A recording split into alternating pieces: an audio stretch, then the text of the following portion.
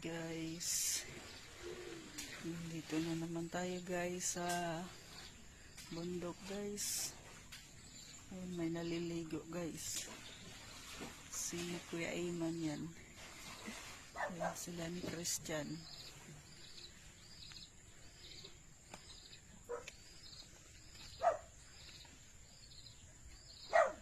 Nakaka-addict po yung lugar na to guys. So halos dito na lang ako lagi, hindi na nagtatrabaho, dito na lang. Kahit walang project guys, basta andito ako, okay lang. Masaya na ako sa simpleng buhay bukid guys.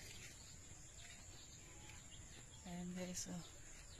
Ayan si Pau Pau.